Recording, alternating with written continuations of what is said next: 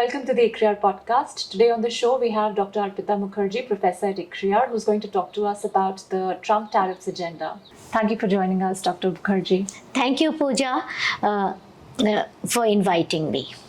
Arpita ma'am, so much has happened since Liberation Day, April 2, tariff announcements by US President Donald Trump. He has announced tariffs, he has suspended them, paused them, he has gotten into US has gotten into a deal with the UK. There has been a ratcheting up of tariff war with China. There is a pause on that as well. Negotiations are going on with India on a bilateral trade deal. We'll come to what is going on with India, but let's start by understanding from you, what do you think is this tariff agenda all about? See, one of the basic reasons why they were trying to impose tariff was that they wanted to bring back manufacturing into the US. But they also wanted to solve many other problems. So their second reason was that if they did not, they would like to, countries to buy more American good, countries to stop, other issues like terrorism. So everything they kind of linked with tariff when they talked to Mexico and Canada. The third part of it is that they also wanted tariff to be used for geostrategic trade negotiations. That is the bigger thing, that they wanted to bring back America, not only in terms of trade in goods, but also geostrategic. So you buy more American for your defense, you have control over the critical mineral supply chains, you decide which is a critical metal that you want to buy from which country. So all of that together made this something a little bit more complex than one could have imagined. Are you hinting at the sort of the challenge to the US economic supremacy from the Chinese economy, the rise of the Chinese economy? Is that what you mean when you say geopolitical, geostrategic factors? Traditionally, US has been very private sector driven, unlike the European Union or any other country. So when they went to the WTO and they talked about the tariff reduction, there was a big push of the American business that, I have gone saturated in my domestic market. Let me look at other markets for low cost, labor or resources. But when they allowed China to enter into the WTO, pushing China to actually undertake reform, because China was a manufacturing hub, sources of supplies of many of the things. What happened was that China kind of became the global manufacturing hub, whereas US gradually lost its manufacturing power, more due to the competitiveness issue. Labor is high, but US strengthened its technology power. So US was becoming a superpower in services and digital trade, where China was in goods trade. Then what happened was China started becoming a superpower in technology, and when it started becoming a superpower in technology, it did was to put all the bans on the American products and companies. That's probably where the American thought they got an unfair deal. So if probably all these American technology companies had a free play in China, probably the story would have been very different than what we see the story today.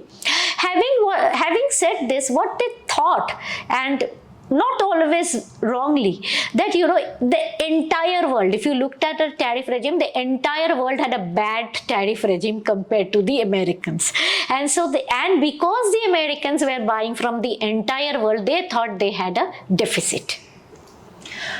There is, like you say, it's possible to there's a case for having some sympathy with the American way of thinking. And I think which is why this is a long-standing issue. The Biden administration, before the Trump administration, was also trying to develop American technological sort of sector through their incentives that they were giving to green industries and the new industries, new age industries, etc. But let's now talk about India. The US has for a long time been talking to India about a trade deal. These negotiations have sort of picked up pace after the announcement of the Trump tariffs on April 2.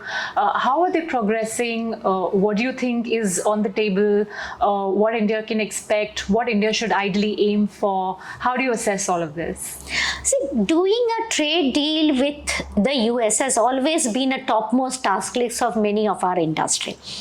The industries that don't want India to do trade agreement with anybody would say don't do it with the US. There is that group also, the lobbying group, but there is majority of the Indian industry for a long time and majority of the export industry for a long time, be it textile, leather, gems and jewelry, are always saying 0 for the Americans. Now then comes the, what is the scope of the agreement? Why did we not do it? When you go for a trade agreement with the US or the European Union, you are not only signing on goods. And this is not going to be the trade agreement on goods, we can be rest assured. You are signing on investment, you are signing on services, you are signing on many other agendas where we ourselves needed a clarity whether we are able to go ahead with certain reforms. Now, within this entire gamut of things, if you are looking at US, there is a very strong interest from Indian side on digital as well as on services. Even where India does not want to open up elsewhere, for just to give you an example, moratorium on custom duty. India is fairly open to go bilateral, as you can see it with the UK.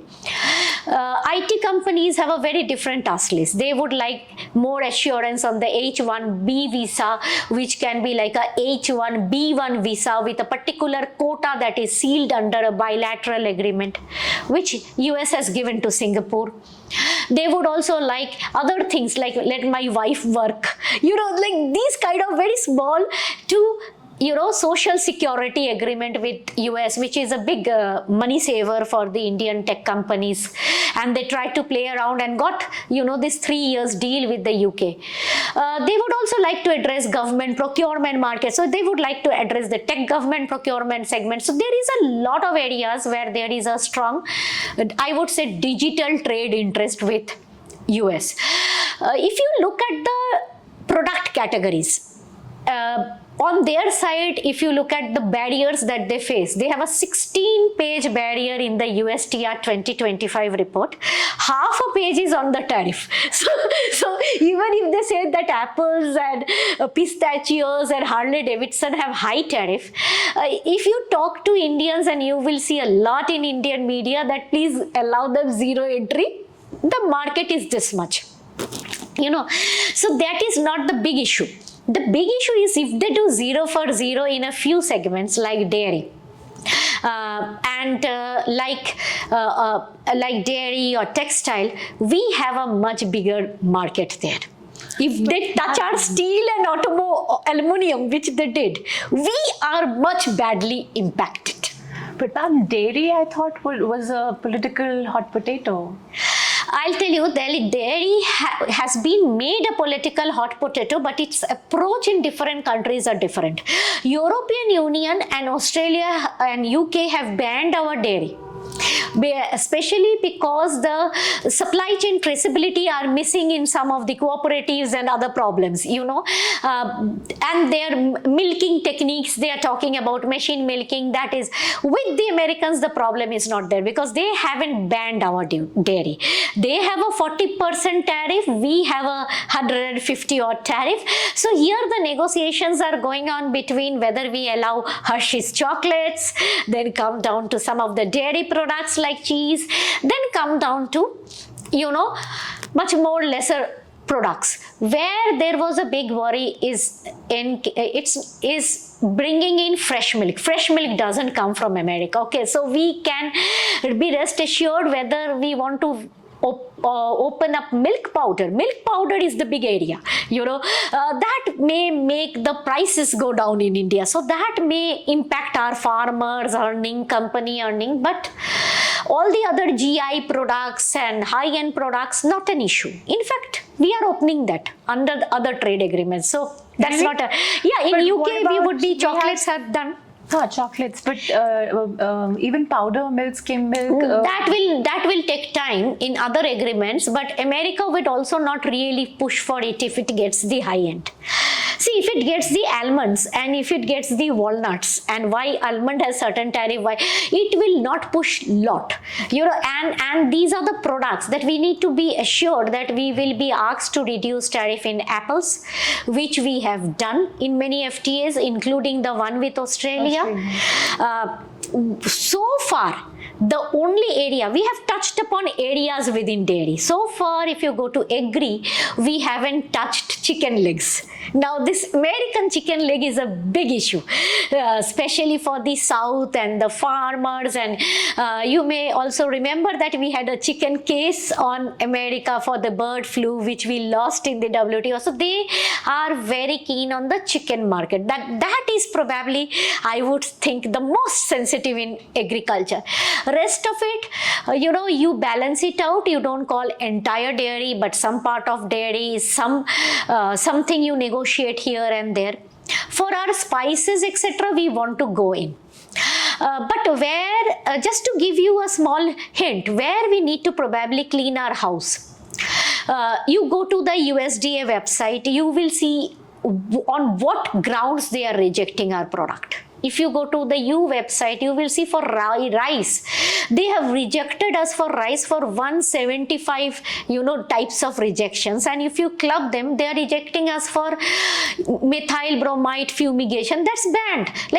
And we have a rice export control agency also. So basically, we have to strengthen our export control processes. We have to make agency to agency regulatory cooperation. We have to put systems for organic to come in and go. Like Americans would like us to bring in Thai lemon zest, make a good tea, go back to America, or we have a coffee, we can do more value addition in India, go to the US and sell that. Now that value addition channel has to be thought through. So when we negotiate with Americans, we have to look at our own supply chains and think whether there is a supply chain blockage. And if we remove that blockage, I think we will gain. We will export more than we import, and the trade balance may be more negative. So you're saying that the trade deal with the US won't necessarily be win-win. It will probably win only mostly for India. It will be, in terms of the market access, it will not be a very difficult scenario for India, except for certain sensitive products. Like I said, chicken or the low-end skim milk or this. Automobile we have already given. So you see, in some sectors, we have kind of removed our sensitivities. Pharma is already talked about, and a lot of pharma issues will be resolved, maybe in a good phasing out. Some issues will stay, but I think there will be a lot of issues that will be resolved. The other issue that we have is probably in whiskeys and wines, which if you look at a good quality Californian wine, and if you look at a good quality Italian wine, and if you look at a good quality Sula or Gover or their wine is far better for the same price range. So the fear that we have is a bit of earning revenues loss in earning revenues rather than domestic competition. We are pretty good in it. But as we open up, the problem is now trade agreements kind of dealing from investment agreement, and bilateral investment treaties. So as we open up, we need to keep 3-4 more avenues to do checks and balances. If you do a bilateral investment agreement, you put a check and balance, right? Somebody will not change their policies too differently. So all of these, you need to club those thought processes that, America may change. Things may not work out even after the trade agreement. So learning from the other agreements, like what Japan did, maybe could have done better, we can actually improve on the legality of how we draft it. And ma'am, you've talked about many issues. Of all of these issues, which ones do you think we must clinch? What should be the level of our ambition in this? See, wherever there is a need for a domestic process to be in place, we should do that. For example, the US withdrew the organic certification for us simply because they didn't want us to take a unilateral certification. They wanted a bilateral process. In our case, APIDA is doing exports, FSSAI is doing imports. We do not have import laboratories and import certification agencies. We don't need to reinvent the wheel. We kind of put in the APIDA agencies here. So this is a quick fix, right? We put a quick fix and do a bilateral deal. we do a bilateral regulatory cooperations on certain aspects, because suppose if they open up the market and then they kind of reject our shrimp. So we need to ensure that the agencies are aligned so that if there is a problem, we don't face a rejection, there is a bit of a capacity building, moving in and out, and the products are not taken off the shelf for certain reasons. I'm sure the Americans and the others will also negotiate with us on the BIS, BIS control systems. So while they do that, we also have an opportunity to negotiate on their control systems. So what I'm trying to say is that don't think about the tariff alone. Don't worry too much on wasting time on reducing the tariff. Worry too much on getting deals done to get better access. And regulatory, what I call regulatory transparency and certainty. I'll give you an example. When the Australians changed their tax system and they were doing all these taxes with the Americans under the trade deal, if you see the USTR report, it writes that Australia is going for this confusion, but we are secure because we have secured it. So sometimes, securing certain things under trade deal against future is an amazing thing which we never thought about. We were always very defensive, protecting the current, securing less by giving less. Now our approach will be targeted intervention, getting something more, knowing that the Americans are also not in a very good book of everybody in the world. Make use of that, be very friendly, get things done, but at the same time don't come back empty-handed. Ma'am, you're saying that we shouldn't focus so much about tariffs, but I must ask you about the steel tariff, which is now being raised again. Yeah, this is a very big problem. Steel and aluminium tariff 50% will not allow the American car industry to survive. So there will be some kind of an internal process. But I think it is a bit negotiating strategy on the steel and aluminium that he's putting in place, because he has added a caveat that UK is out of it, and therefore he is also probably, the way they felt that thousands of countries will go and sign a deal by July 8 is not going to happen that quick, and countries will take their time. Countries react differently, because when they were putting it on China, China reacted very differently from rest of the world. We went to the WTO, but all these agreements, negotiations, trade deals, underlying the entire storyline is that there will be some domestic protest in America for the manufacturers and users of steel. So there will be some backlash within the economy, but it also gives opportunities for us to actually secure a zero entry if we want. So we can bring it down from the Trump 1 tariff as well. So, but what would they negotiate in return? That is a bigger question. Now my question is, if they negotiate Harley Davidson zero, give it. That is my approach to the problem, but that may not be the approach of the two-wheelers in India. But even if they give it, it will still be expensive and not a common man's this thing. Then you come to taking what America has suggested. You put in some kind of a quota. So I give it till this extent of the this thing, after which, so you have to think between a tariff and a quota kind of a thought process. Like the UK FTA. Like the UK FTA, like what US has also proposed, that if you think we are flooded, you can think about a quota. So we have to also propose to them something like that. Look, if you think you are flooded, we can then discuss, don't stop all my steel and aluminium for your company. And we also need to actually work with the American companies here. And maybe they would agree on the steel and aluminium and support you on that for certain things here, like, make a more simpler retail deal.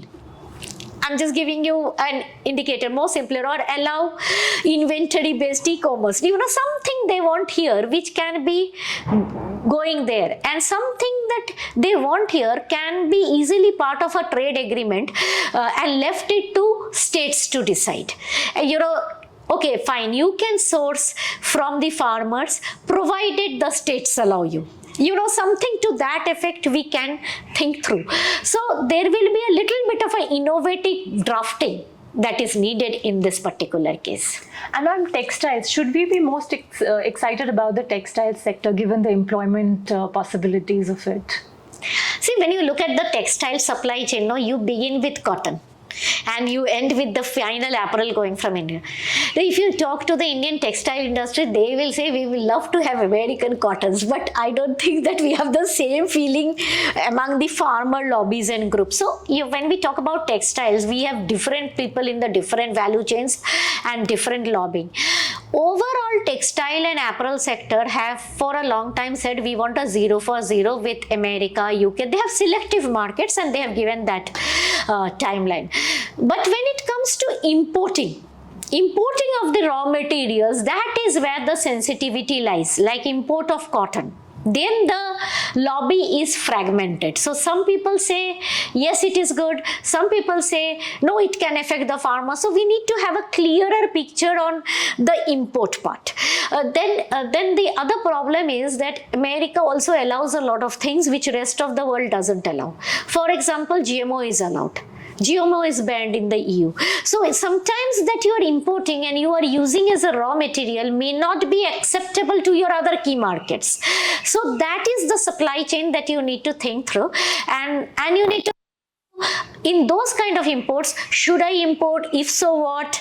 How much? What will be the impact? So those needs a bit of a deeper work. But on cotton, if I'm not wrong, I think our area under cultivation is going down, and we've been for the last 2 years been net importers of cotton. So that problem probably is resolving itself, is it? That is what the textile and apparel industry is always saying, that they are finding it difficult to source the raw materials.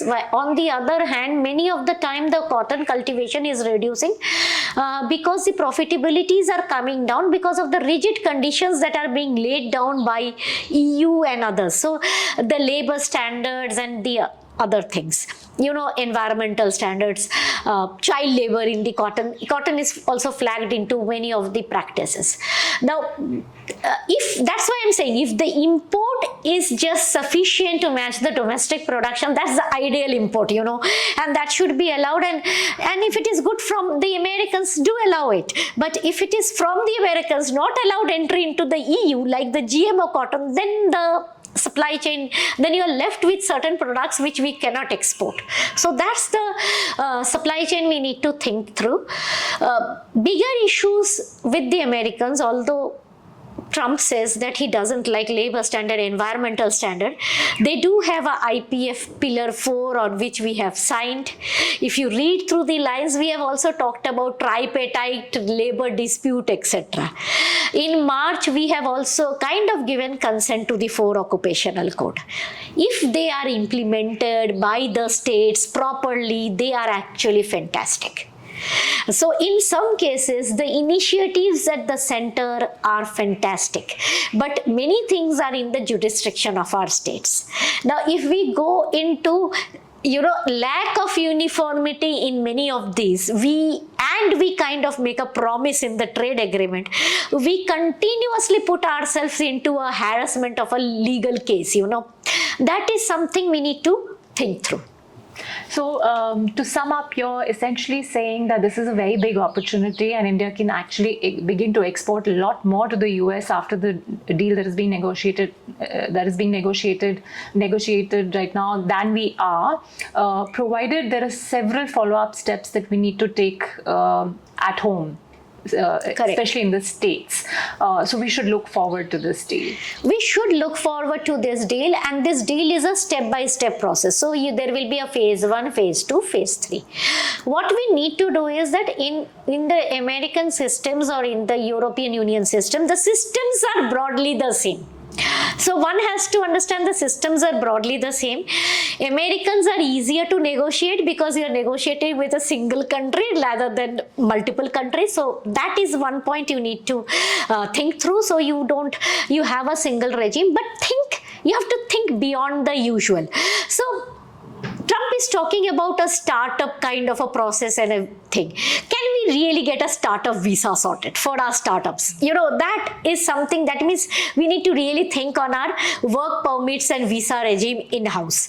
So That's one thing. Can we really be more flexible on areas like retail? If you look at their minor comments like, inventory based this, that, so you can track the low hanging fruit, target them in phase 1. Because 90 days is not very easy to negotiate big stuff. Go to the regulatory changes and other processes for the later. Start working to your industry. The problem is that if the deal is very sensitive, closed door, there is a lot of miscommunication. Clean up the miscommunication, discuss with the industry and industry bodies. I think they are very keen on accessing the US market, and given that we have a very strong leadership which has, they like each other, and there is a geostrategic interest on our side as well. So I think there is a very good time for us to do the deal. At the same time, we should not be over dependent on the US. Either while we do the trade deal or while we do any other deal. So it is always good to have couple of deals sealed this year, the way we are moving, New Zealand, UK, probably the Australia. So it's not like we are dependent on one trade partner, and that kind of is very unique to India, that we are handling so many things simultaneously this year. On that optimistic note, ma'am, thank you so much. You must come again on the show to talk about some of these other deals with other countries. Yeah, definitely. Thank you very much. Thank you.